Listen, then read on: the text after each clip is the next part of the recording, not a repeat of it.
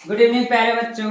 आज हम आपको कक्षा 12 रसायन विज्ञान का महत्वपूर्ण क्वेश्चन क्वथनांक में उन्नयन आपको बताएंगे। कह रहा है जब किसी विलायक में कोई अवाष्पशील वैद्युत अनपघट्य घोला जाता है तो क्वथनांक में जो वृद्धि होती है उसी को क्वथनांक में उन्नयन कहते हैं। कह रहा है विलायक में कोई अवाष्पशील, मान लीजिए कि कोई विलायक ले लेते हैं, इसमें ये विलायक ले लेते हैं, इसको हम विलायक कहेंगे, और इसमें कोई अवाष्पशील पदार्थ घोला जाता है। अवाष्पशील पदार्थ घोला जाता है, किसको कह सकते हैं? अवाष्पशील पदार्थ हम क्या करते हैं? घोलते हैं। तो उस स्थिति में जो उसके क्वथनांक में वृद्धि होती है, यानी इसके क्वथनांक में जो वृद्धि होती है उसी को हम क्वथनांक में उन्नयन कहते हैं।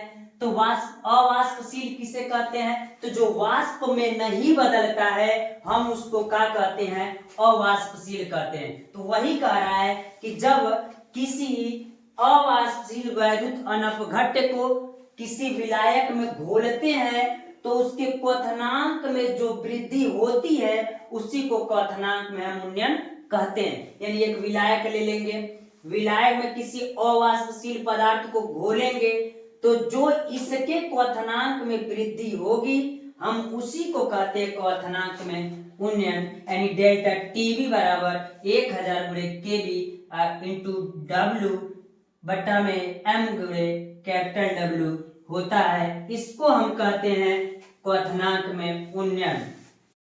अगला जो टॉपिक है वह कह रहा है हिमांक में अवनमन।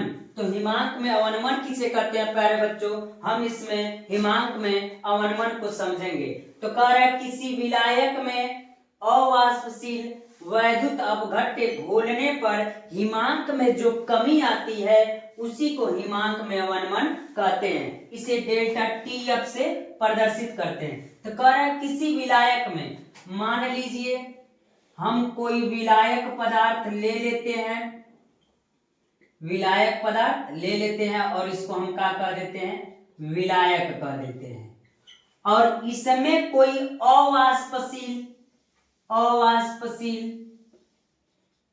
अवाष्पशील पदार्थ हम क्या कर देते हैं?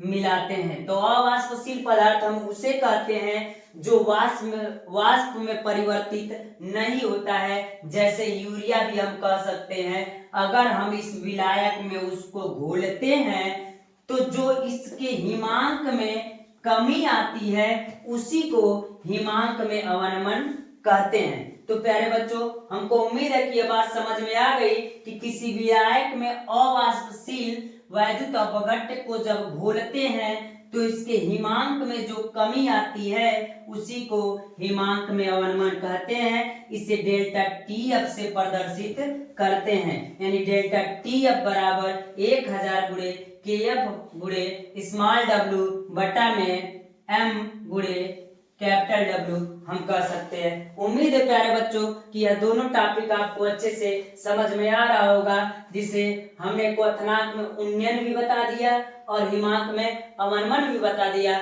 अच्छे से आप लोग याद कर लीजिए प्यारे बच्चों। यह दोनों टॉपिक आपके बोर्ड पेपर के लिए बहुत महत्वपूर्ण है और उम्मीद करते हैं कि आप इसको अच्छे से तैयार कर लेंगे। धन्यवाद प्यारे बच्चों।